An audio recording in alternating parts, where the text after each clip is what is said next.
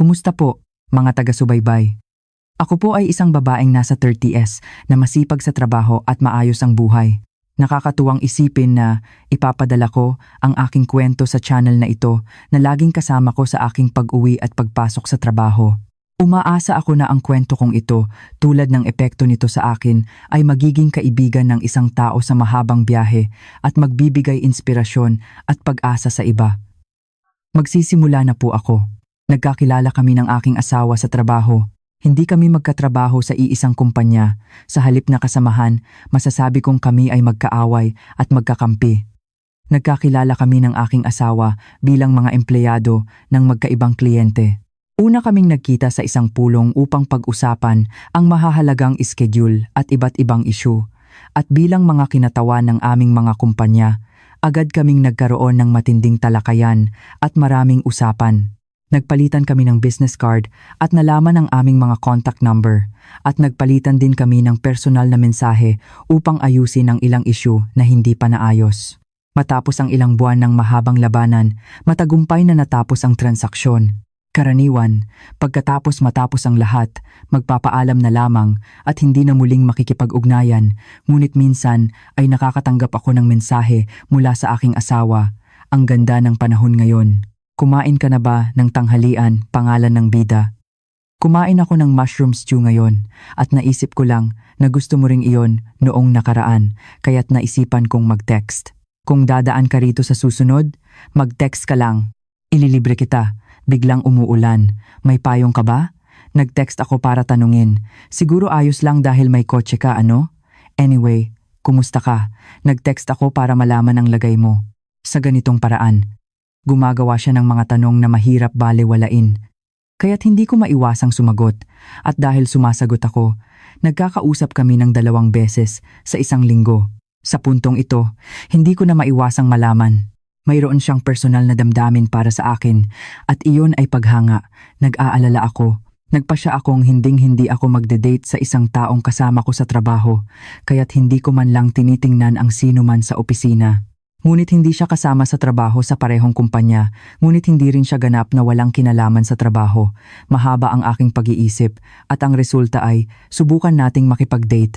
Dahil nagpapakita siya ng ganitong interes, naisip ko na kailangan ko pa ring makipagkita sa kanya sa labas.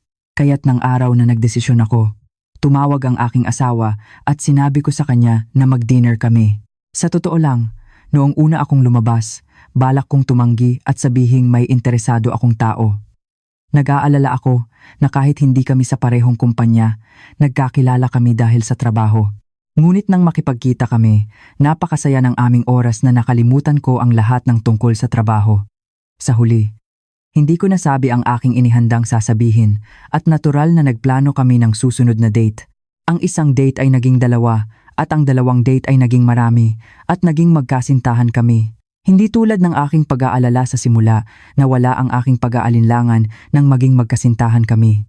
Ang aking asawa ay mas mahusay na tao kaysa sa inaakala ko at pagkatapos ng 1 taon ng pagde-date, nagpakasal kami. At nang magpakasal kami ng aking asawa, nakatanggap siya ng isang alok mula sa aking ama. Park, bakit hindi mo iwanan ang iyong kasalukuyang kumpanya at pumunta sa aming kumpanya? Nalaman ko na magaling ka sa iyong trabaho at marami ang pumupuri sa iyo. Sa tingin ko ay magiging maganda para sa iyo kung pupunta ka sa aming kumpanya. Sa totoo lang, ang kumpanyang pinagtatrabahuhan ko ay pagmamay-ari ng aking ama. Nang makipagkita kami sa aming mga magulang at nag-usap, nalaman din ito ng aking asawa at tila nalaman din ng aking ama ang tungkol sa aking asawa sa iba't ibang paraan. Dahil gusto ng aking ama ang aking asawa sa pamamagitan ng iba't ibang usapan, inalok niya ang aking asawa na pumunta sa kumpanya ng aking ama at maingat na tumanggi ang aking asawa. Salamat po. Ngunit mahal ko ang kumpanyang pinagtatrabahuhan ko ngayon, kaya't mahirap para sa akin ang lumipat ng trabaho. At bukod sa pagmamahal ko sa kumpanya, kung papasok din ako sa kumpanya, hindi ba magiging awkward para sa mga empleyado ng kumpanya? Pakiramdam ko ay magsasabi ang bawat isa ng isang bagay. Hindi ko alintana kung ako ang magiging bida sa iba't ibang usapan, ngunit ayaw kong ang aking biyenan ay mapag-usapan ng walang dahilan. Sa totoo lang, naisip ko na ako, at syempre, ang aking ama ay matutuwa kung inaalok namin ang aking asawa na lumipat ng trabaho. Dahil ang ibig sabihin ng pumasok sa kumpanya ay ipamana ko ang kumpanya sa aking asawa kung hindi ako. Ngunit nang tumanggi siya sa dahilan na magiging awkward para sa aking ama, nagulat ako, ngunit naantig din ako. Kaya't lalo akong nawalan ng pag-asa sa aking asawa at sa aking mga magulang. Pagkatapos noon, nagpatuloy ang aming buhay mag-asawa nang walang malaking problema. Ayos din ang aking ugnayan sa pamilya ng aking asawa. Mag-isa lamang ang aking biyenan at sinabi niya na namatay ang aking biyenan 2 taon bago kami magpakasal, kaya't hindi ko pa nakita ang aking biyenan. Ang aking biyenan, na nag-iisa, ay medyo umaasa sa aking asawa. Wala akong reklamo tungkol doon. Naisip ko lamang na posible iyon. Kung iisipin ko ang sitwasyon sa kabaligtaran, naisip ko na natural lamang na umasa ang aking ina sa akin, ang kanyang nag-iisang anak, kung siya ay nag-iisa. Ngunit ang problema ay lumabas sa isang lugar na hindi ko inaasahan. Iyon ay ang aking biyenan ay madalas na tumatawag sa akin. Kung ako ay isang may bahay lamang na gumagawa ng gawaing bahay, ayos lang sana. Dahil sa parehong pang-araw-araw na buhay, makikipag-usap lang ako sa telepono, iniisip na nakikipag-usap ako sa isang kaibigan. Ngunit ako ay isang taong nagtatrabaho at mayroon akong trabaho kaya't abala ako sa opisina. Ngunit kapag tumatawag ang aking biyenan sa mga oras na iyon, naging awkward ito. Gayunpaman, hindi naman ito emergency o mahalagang tawag. Ang layunin ng aking biyenan sa pagtawag ay karaniwan na ang mga sumusunod. Kumain ka na ba? Nagluto ako ng kimchi pancake kasama ang aming kapitbahay at napakasarap nito. Magaling po, sana'y nag-enjoy kayo. Kung kayo po ay nag-iisa, pupunta ako at kakain tayong muli. Oo, maganda iyan. Anyway, narinig ko sa kapitbahay na ang kanyang anak na lalaki ay 30 anyos na at wala pa ring asawa at umalis din siya sa trabaho kamakailan. Anong gagawin niya sa edad na iyon nang walang asawa at walang trabaho? Nag-aalala ako sa kanya kahit hindi ko siya anak. Napakakalmado ng babae, kaya't mas lalo akong naiinis. Sa ganitong paraan, karaniwan itong nagsisimula sa usapan tungkol sa pang-araw-araw na buhay at nagpapatuloy sa paninira sa ibang tao at ito ay isang walang katapusang usapan kapag nagsimula. Mahaba ito ng 30 minuto ng walang tigil at sa mga abalang oras, ito ay walang pinagkaiba sa pagpapahirap. Gayunpaman, sinubukan kong sagutin ang mga tawag na iyon ng buong kakayahan, ngunit unti-unti kong napansin ang mga mata ng mga empleyado. Kahit na sinimulan ko ang aking trabaho bilang isang bagong empleyado upang hindi magsalita ang ibang tao at nagtrabaho ako ng mas masipag kaysa kanino man, ang kilos na ito ay tiyak na mahirap tanggapin sa loob ng kumpanya. Gayunpaman, hindi ko rin masabi ng direkta sa aking biyenan. Kaya't wala akong nagawa kundi humingi ng tulong sa aking asawa. Mahal, ikinalulungkot kong humingi ng pabor na ito at mahirap sabihin. Ngunit, bakit mahirap sabihin? Sabihin mo lang. Ayos lang ako. Ganito kasi, halos araw-araw tumatawag si mama at sa oras pa ng trabaho. Ayos lang kung tumawag siya sa oras na nasa bahay ako, ngunit dahil tumatawag siya sa oras na nasa trabaho ako at nakikipag-usap ng 30 minuto hanggang 1 oras, nahihiya ako sa ibang empleyado. Ayaw kong marinig ang mga sabi-sabi na mahaba ang aking personal na tawag dahil ako ang anak ng may-ari at higit sa lahat, malaki ang epekto nito sa aking trabaho. Sa ganitong paraan, mahirap kong pinili ang magagandang salita at sinimulan ang usapan, ngunit pagkatapos kong matapos magsalita, ngumiti ang aking asawa. Ay naku, kung ganoon pala, dapat ay sinabi mo sa akin kaagad. Tiniis mo pa ito hanggang ngayon. Well, dahil napakabait mo, kakausapin ko si mama, kaya huwag kang mag-alala. Salamat naman. Kailangan mong kausapin siya ng maayos para hindi siya magalit. Para hindi magdamdam si mama. Oo naman. At ang ating mama ay mag-aalala sa iyong nararamdaman. Siguro hindi niya alam na nakakasagabal ito. Kaya't huwag mo nang masamain ang ating mama. Alam mo naman, nag-iisa lang siya. Kaya siguro ay gusto niyang makipag-usap at makipagtsismisan sa iyo dahil puro lalaki lang kami sa bahay. Kaya't huwag kang mag-alala sa ating mama. Isipin mo ang sarili mo. Nagtawa siya ng malakas at nag-alala pa sa akin, kaya't napanatag ang aking kalooban. Bukod pa rito, nang walang pag-aaksaya ng oras, kaagad niyang kinausap ng maayos ang aking biyenan at mula kinabukasan, hindi na ako nakatanggap ng tawag mula sa aking biyenan. Sa halip, mas madalas akong tumatawag sa kanya sa gabi ng mga araw ng trabaho at bumibisita sa bahay ng aking biyenan tuwing weekend. Sa ganitong paraan, kami ay nag-uusap at maayos na nalulutas ang malaki at maliit na problema. Hanggang noon, naisip ko na wala nang iba pang asawa na katulad niya. Masayang panahong iyon. Kung ganito ang buhay may asawa, pinagsisisihan ko na hindi ko na lang siya pinakasalan kaagad nang hindi nagde-date ng 1 taon. Lumipas ang 2 taon ng mabilis at pagkatapos tinawag kami ng aking ama sa bahay ng aming magulang. Park, naiintindihan ko na gusto mong magpatuloy sa iyong kasalukuyang kumpanya, ngunit sa palagay ko, oras na para lumipat ka sa aking kumpanya. Feeling ko, oras na rin para mag-retire ako at magpahinga. Kung magtatrabaho ka sa ilalim ko ng mga 1 taon at pagkatapos ay pamahalaan mo ang kumpanya, sa tingin ko ay magiging maganda iyon. Siyempre, tutulungan din kita. Hindi po, maaari pong ipamana ito sa aking asawa. Sinabi ng batang ito na hindi pa siya handa. Kaya anong magagawa ko? Hindi ko naman siya mapipilit na maging presidente, kaya't maaari mo bang asikasuhin ito?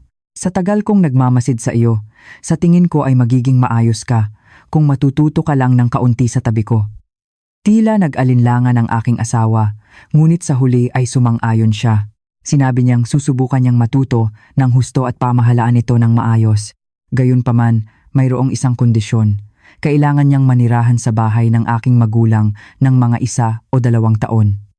Ibig sabihin, ipagpapatuloy niya ang kanyang pag-aaral sa pamamahala sa bahay. Tinanggap din ito ng aking asawa kaya't nanirahan kami sa bahay ng aking magulang. Mula sa kakaibang araw na iyon, nagsimula ang formal na pag-aaral sa pamamahala. Literal na, pinag-usapan lang niya ang tungkol sa trabaho araw at gabi habang ang aking asawa ay umakyat bilang opisyal na susunod na presidente, pansamantala akong huminto sa trabaho. Sa tingin ko, magiging awkward para sa ibang empleyado kung ang aking ama at asawa ay nasa iisang kumpanya at ako pa rin ay nandoon. Ayaw kong marinig ang iba't ibang usapan. At ang pinakamalaking dahilan ay gusto ko na ring alagaan ng maayos ang aking asawa sa bahay. Nang huminto ako sa trabaho, naging napakahirap makita ang aking asawa. Kahit sa opisina, nakakapagbatian pa rin kami. Ngunit dahil halos nakatira na siya sa opisina, kakaunti ang oras na magkasama kami. Madalas siyang magpuyat sa opisina, sinusuri ang iba't ibang dokumento at hindi nakakauwi. At kung minsan naman ay umuuwi siya ng maaga, nakikipag-usap sandali sa akin at pagkatapos ay ginugugol ang halos lahat ng oras sa pag-uusap sa aking ama sa opisina. Malungkot ang buhay na iyon, ngunit wala akong reklamo. Hindi naman ito dahil sa ibang dahilan, kundi para matagumpay niyang mapatakbo ang kumpanyang pinalaki ng aking ama na parang sariling anak. Mas malaki ang pag-asa ko kaysa sa reklamo. Isang araw, tumawag ang aking asawa sa oras ng pag-uwi. Mahal, sa bahay ni mama tayo magdi-dinner ngayon. Tumawag kasi si mama kanina at tinanong kung maaari kaming mag-dinner doon pagkatapos ng matagal na panahon. Kung ganoon, susunduin mo ba ako at pagkatapos ay pupunta tayo sa bahay ni mama o maghiwalay na lang tayo? Kailangan ko bang pumunta ngayon? Hindi. Manatili ka na lang sa bahay. Ako na lang ang pupunta ngayon. Ha? Bakit? Sama ako. Gusto ko ring makita si mama pagkatapos ng matagal na panahon. Abala rin ako at sinabi rin ni mama na masyado siyang nagmadali sa pagtawag ngayon kaya't hindi mo na kailangang pumunta. Baka raw maging awkward sa iyo. Ako na lang ang pupunta ngayon at magkita na lang tayo sa weekend. Dahil sinabi rin ng aking asawa at sinabi ng aking biyenan na ayos lang, naisip ko na magdi-dinner na lang ako kasama ang aking mga magulang. Ngunit, nag-aalangan pa rin ako. Matagal na ring simula nang bisitahin ko ang aking biyenan at mayroong iba't ibang bagay na nagpapahirap sa aking kalooban kaya't nagpunta na lang ako sa bahay ng aking biyenan.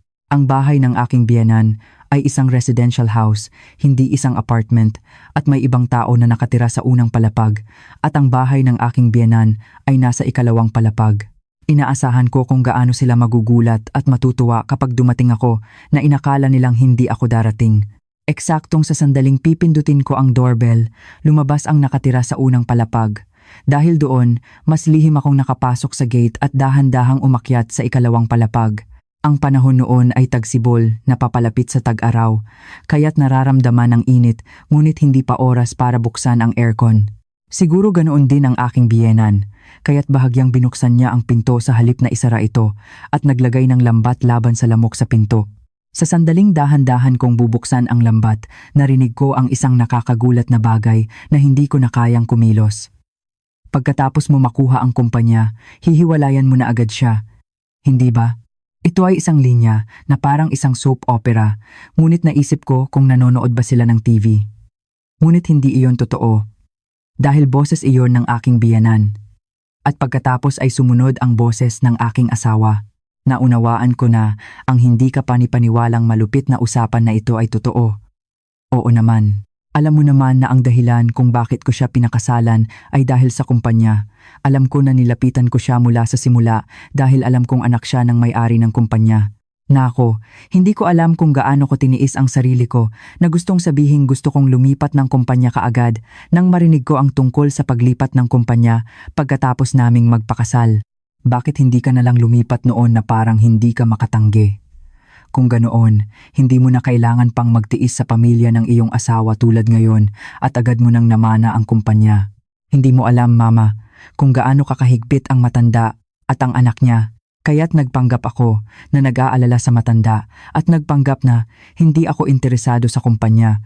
Kaya't sinabi niyang ipapamana niya ang kumpanya sa akin ng ganoon kaaga. Kaya pala, ang dahilan kung bakit aktibo akong nilapitan ng aking asawa ay dahil ako ang anak ng may-ari ng kumpanya.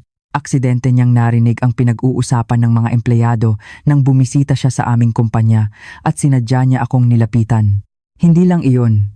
Ang aking asawa ay nagpapanggap sa buong panahong ito upang manain ang kumpanya at mukhang hihiwalayan niya ako pagkatapos manain ang kumpanya at mayroon ding dahilan para doon. Akala ko, anak ko, nagpapahaba ka ng oras dahil gusto mong mamuhay ng masaya kasama ang pangalan ng bida na iyon.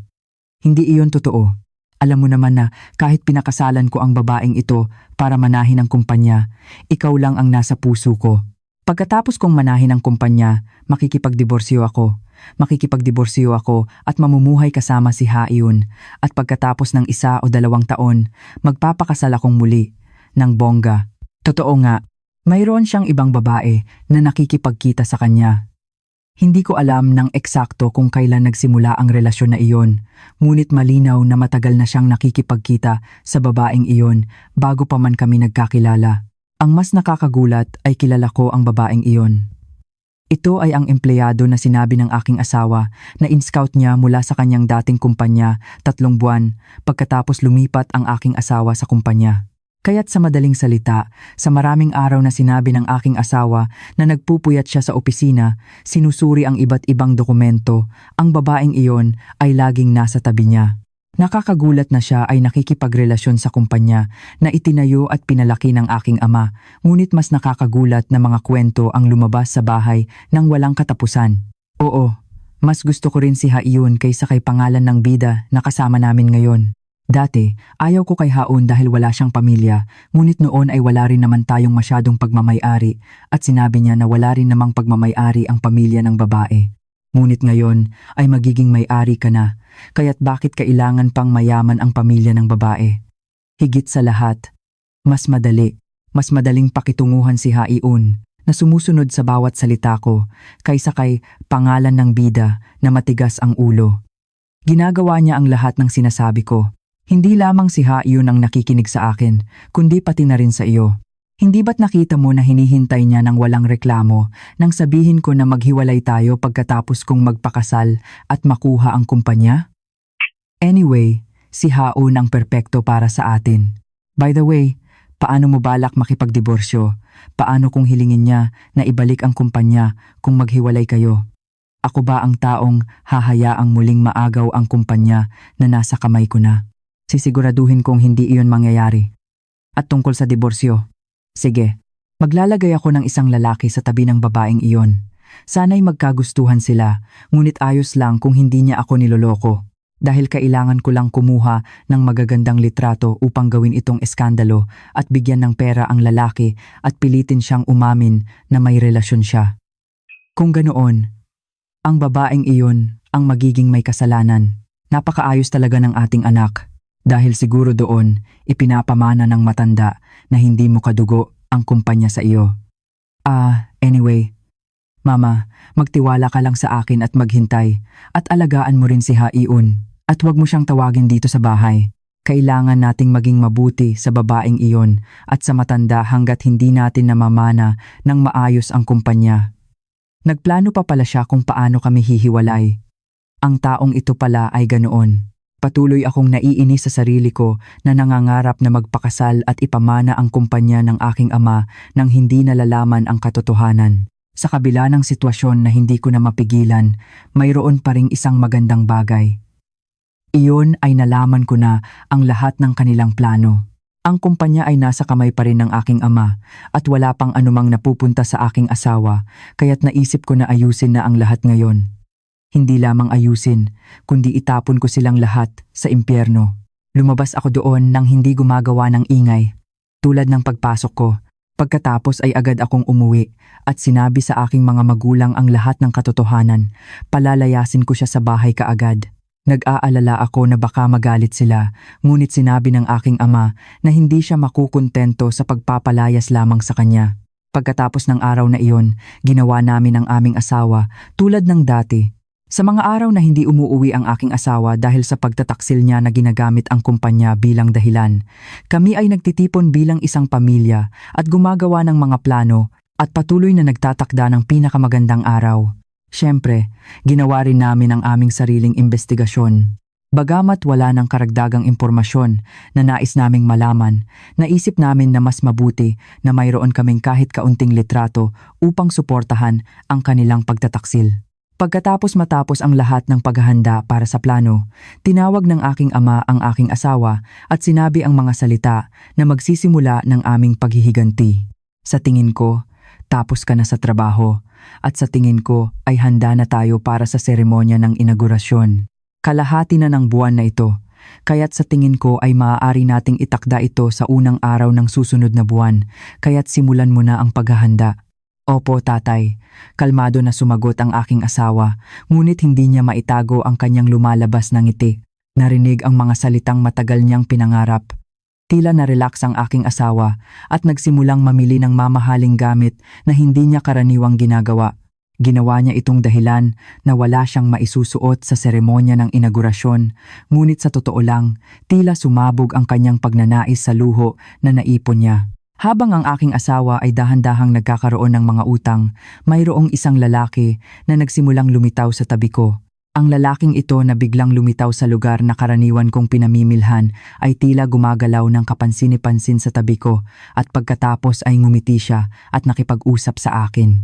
Nang ako ay nag-iisa at nahihirapan na ilagay ang mga pinamili sa kotse, lumapit siya at tinulungan akong ilagay ang mga ito sa kotse.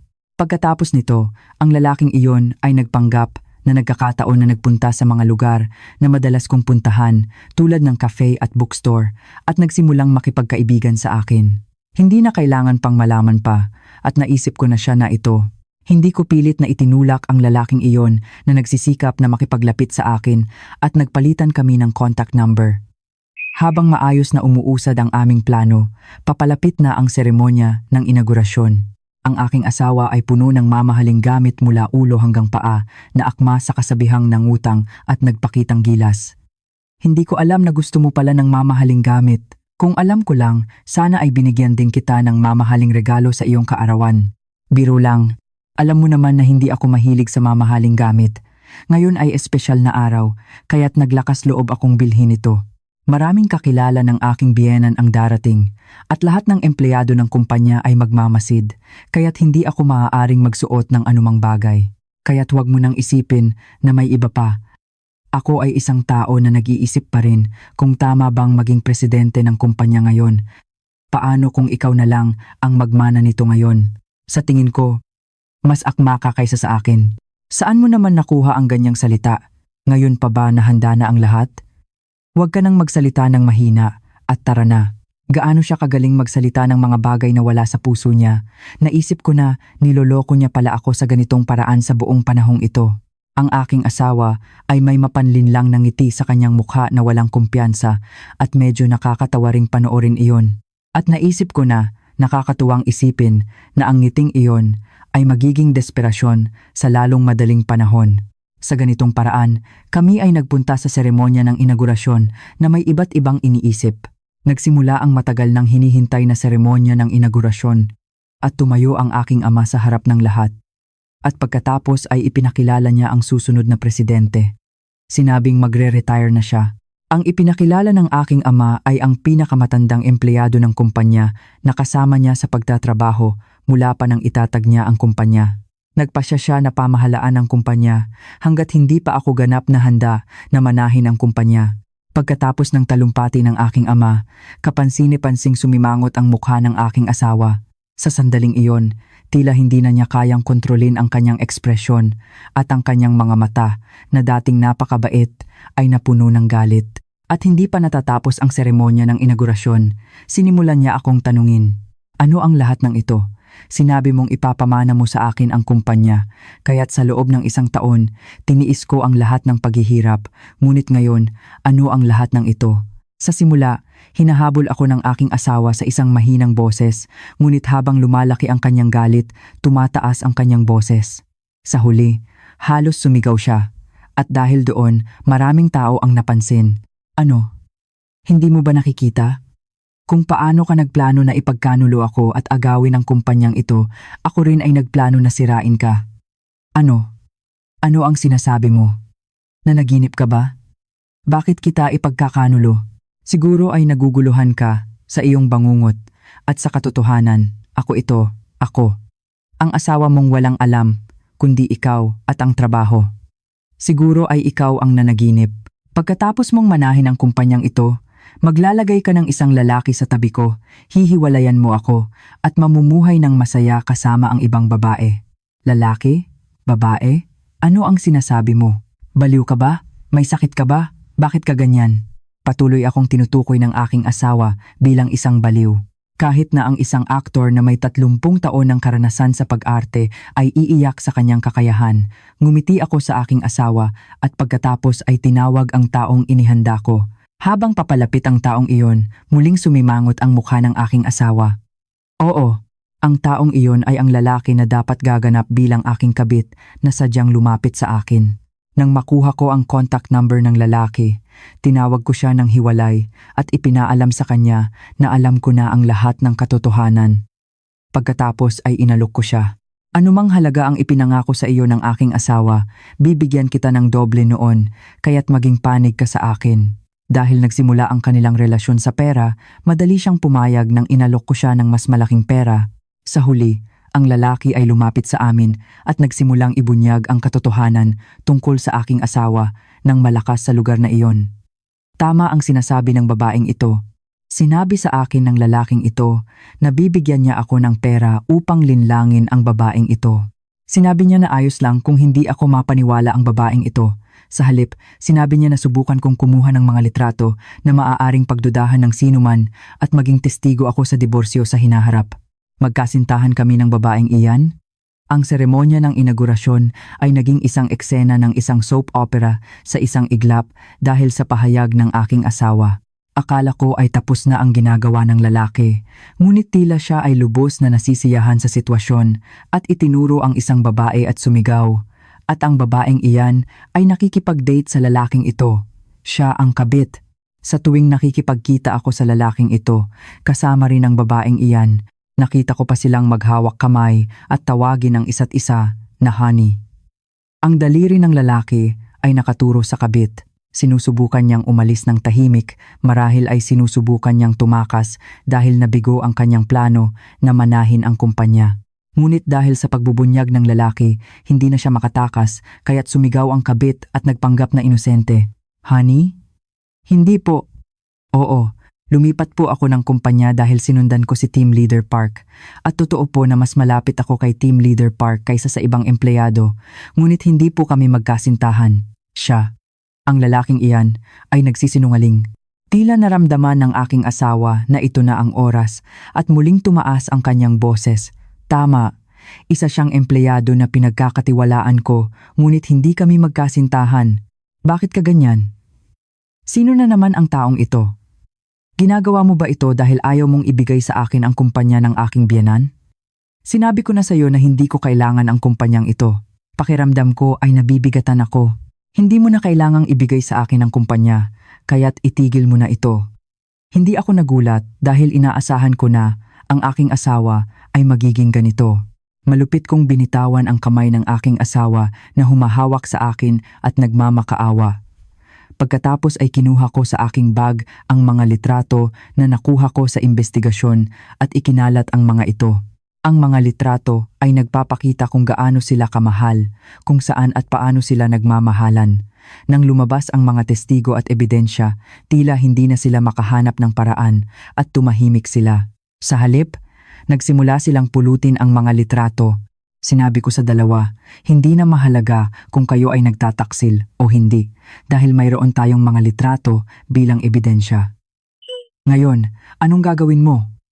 Ikaw na ang may kasalanan, hindi ako. Eksaktong sa sandaling lumabas sa bibig ko ang mga salitang sinabi niya sa aking biyenan. Tila naunawaan ng aking asawa na narinig ko ang lahat sa araw na iyon. Ngunit ano ang saysay ng pag-alam sa lahat sa panahong iyon? Naitapon na ang tubig at ang malaking plano ay naging abo. Ang aking asawa na masipag sa pagpulot ng mga litrato ay muling ibinaba ang mga litrato at lumapit sa akin. Pagkatapos ay lumuhod siya at nagsimulang magmakaawa. Tulad ng isang taong nakalimutan ang lahat ng kanyang ginawa noon na tinutukoy ako bilang isang baliw at sinasabing hindi niya ginawa iyon. Mahal, nagkamali ako. Ikinalulungkot ko. Hindi ko dapat ipinagkanulo ang sinuman, lalo na ikaw. Ikinalulungkot ko talaga. Ngunit mayroon kang hindi naiintindihan. Kahit na sinabi ko sa aking mama na hihiwalayan kita, wala akong intensyon na hiwalayan ka. Nagsalita lang ako ng ganoon dahil gusto talaga ni mama na hiwalayan kita. Sa tingin mo ba ay iyon lang ang narinig ko? Kahit na nangyari na ang lahat ng ito, hindi mo pa rin naiintindihan. Narinig ko ang lahat ng sinabi mo sa araw na iyon. Narinig ko na sadyang nilapitan mo ako at sa huli, hihiwalayan mo ako at mamumuhay kasama ang babaeng iyan. Kaya't hindi totoo ang mga sinabi mo. Siyempre, totoo na sadyang nilapitan kita. Ngunit habang nakikipag-date ako sa iyo, nahulog ang loob ko at napakasaya ng aming buhay mag-asawa, kaya't gusto ko lang magpatuloy sa buhay na ito. Hindi ko kailanman naisip na hiwalayan ka. Ang aking asawa ay nagsimulang umiyak at humihingi ng awa, ngunit walang saysay iyon. Hindi naman ako tanga at hindi ako mapapaniwala sa matatamis na salita at kaunting luha. Sa halip, mas lalo lamang itong nagdagdag sa aking sama ng loob. Sa tingin mo ba ay magpapasalamat ako at tatanggapin kung sinabi mong wala kang intensyon na makipagdiborsyo? Ako ay isang taong kinikilabutan sa katotohanan na nilapitan mo ako na may ganoong layunin. Kaya't huwag mo nang ipaliwanag sa akin kung ano ang iniisip mo. Ang natitira na lang sa pagitan natin ay hindi isang happy ending, kundi diborsyo. Naramdaman ng aking asawa na tapos na ang lahat at muling bumagsak siya at umiyak ng walang saysay. Lumampas ako sa aking asawa at tumayo sa harap ng kabit. Tulad ng inaasahan, ang kabit na nakatingin sa kawalan ng walang ekspresyon ay tiningnan ako ng may galit na ekspresyon nang mapansin niya ako. Pagkatapos ay tila nawalan siya ng katinuan at nagsimulang mag-react. Ano ang dahilan kung bakit ako naghintay ng matagal? Ngayon, sisirain mo lang ito ng ganito? Sa totoo lang, masaya ka rin naman habang kasama mo ang lalaking iyan, hindi ba? Gaano siya kagaling sa iyo? Tiyak na ginawa niya ang kanyang makakaya. Kung ako ang nasa iyo, nagpasalamat sana ako at hindi ko na sana ginawa ito, ang kumpanyang ito. Dapat ay ibinigay mo na lang sa kanya. Sinasabing naging masaya ka dahil sa kanya. Mahirap talagang makapag-usap sa isang tao na hindi naiintindihan ang sitwasyon na walang maipaliwanag at nagpapatuloy sa pagmumura. Oo, nabaliw ako. Hindi ka ba mababaliw kung ikaw? Sa loob ng 1 taon, nag-date ka sa iba habang hindi mo ako pinapansin. Sa loob ng 2 taon, sinubukan mong makuha ang tiwala ng iyong ama. Sa loob ng higit sa 1 taon, nagtago ka bilang isang kabit upang manahin ang kumpanya.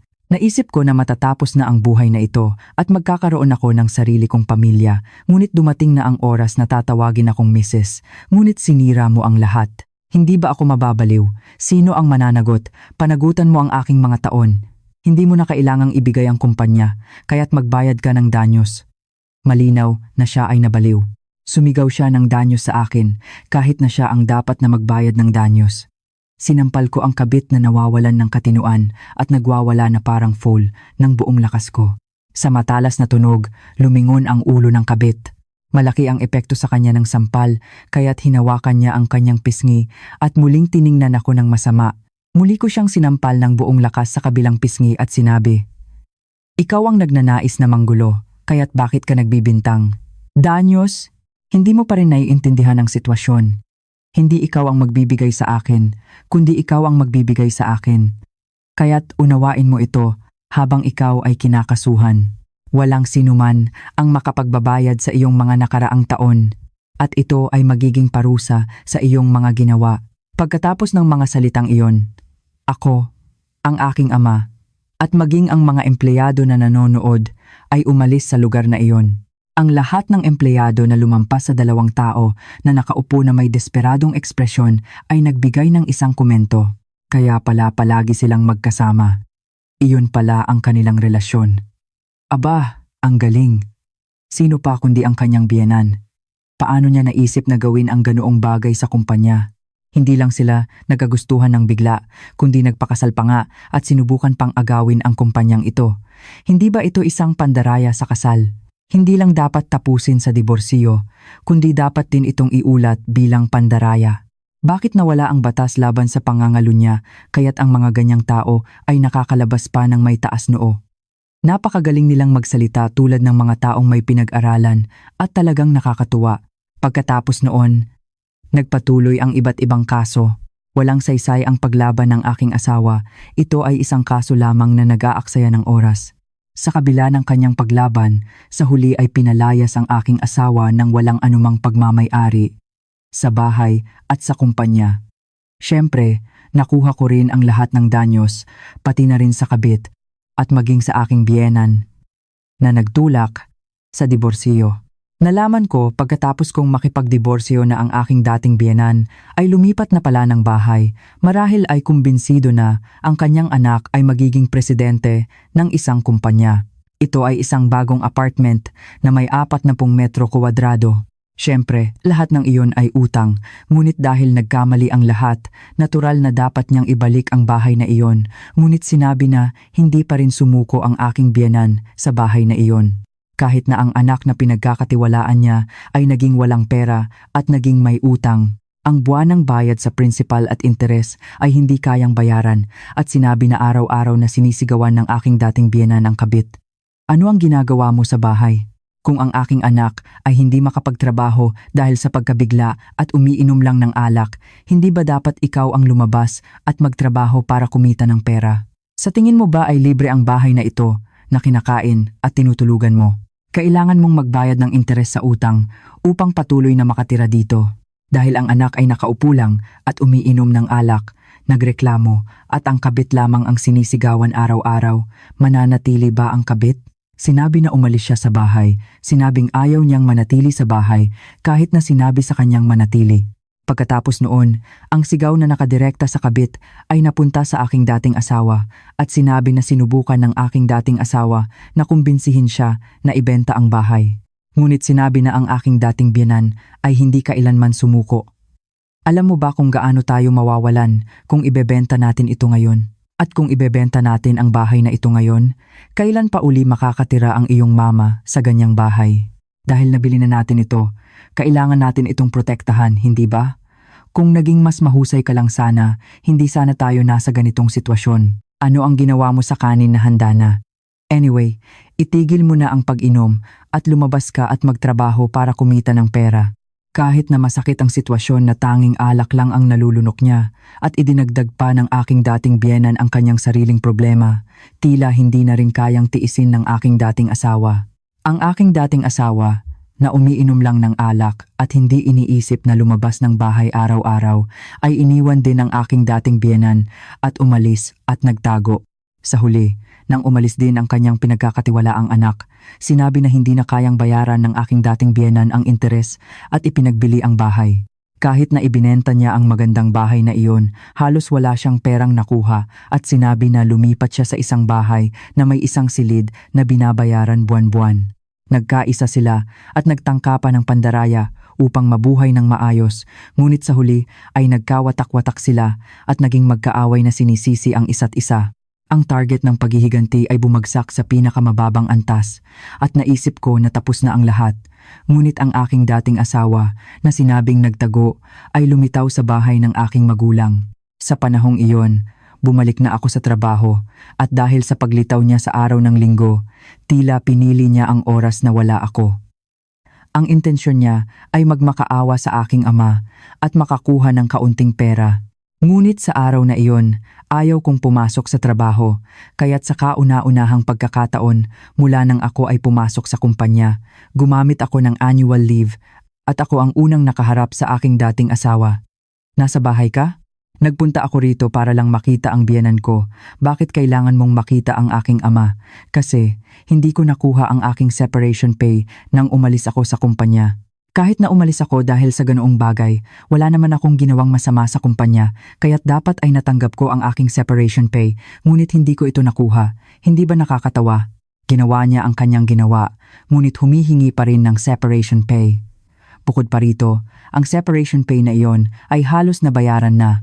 Dahil ang halaga lamang ng separation pay na ibinawas sa danyos na dapat kong matanggap ang natanggap ng aking dating asawa. Noon, pumayag din siya. Ngunit ngayon, dahil sa kailangan niya ng pera, naisip niya at naisip ang separation pay. Bobo ka ba? O nagpapanggap ka lang na hindi mo alam kahit na naaalala mo ang lahat? Hindi mo ba naaalala na ang separation pay na iyon ay ibinigay sa iyo bilang bahagi ng aking danyos? Dahil wala kang masyadong pagmamay-ari, naisip namin na ibabawas na lang ito sa halaga ng danyos. Alam ko na, ngunit hindi naman tama na mawala ang lahat ng separation pay na iyon dahil sa pagsisikap ko sa kumpanya, kaya't gusto kong makita ang biyenan at hilingin sa kanya na bigyan ako ng kaunti pa.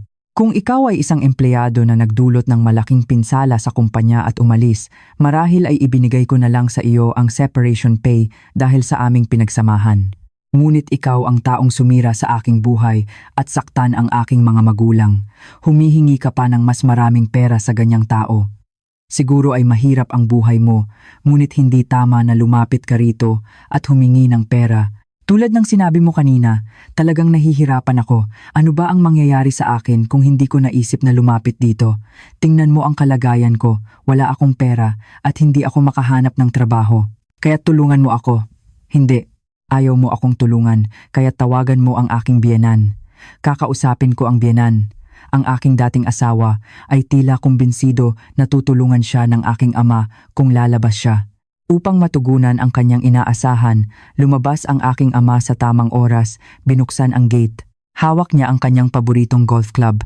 Ang batang ito, ayaw kong dungisan ang aking mga kamay, kaya't tiniis ko ito hanggang sa huli at pinalaya siya ng ligtas. Ngunit paano niya naglakas loob na lumapit dito at humingi ng pera? Mahirap ang buhay? Kailangan ng pera? Sige, bibigyan kita ng pera. Halika rito. Ngayon, dudurugin ko ang bawat buto mo gamit ang golf club na ito. Halika rito. Binuhat ng aking ama ang golf club ng may banta at ang aking dating asawa ay nagulat at mabilis na tumakas. Dahil kahit na kailangan niya ng pera, isa siyang tao na napakamahal sa kanyang katawan. Pagkatapos ng eksena na iyon, hindi ko na muling nakita ang aking dating asawa o narinig ang anumang balita tungkol sa kanya. Nag-isip na lang ako na siguro ay nabubuhay pa rin siya ng maayos sa isang lugar tulad ng isang insekto.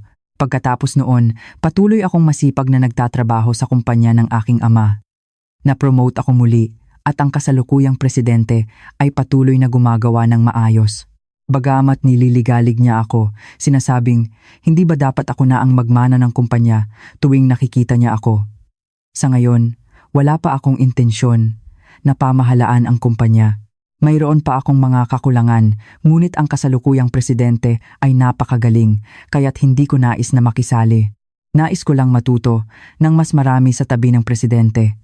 At sa kasalukuyan, wala akong karelasyon. Hindi. Mas tama na sabihing wala akong karelasyon simula nang maghiwalay kami. Siguro dahil kung noon, ang aking asawa ang aking prioridad at ang isang masaya at tahimik na pamilya, ngayon ay ang aking buhay at ang aking kaligayahan ang aking prioridad? Hindi ko nais na magpakasal muli. Ganoon din sa pagde-date. Hindi ko na gustong mag-aksaya ng emosyon.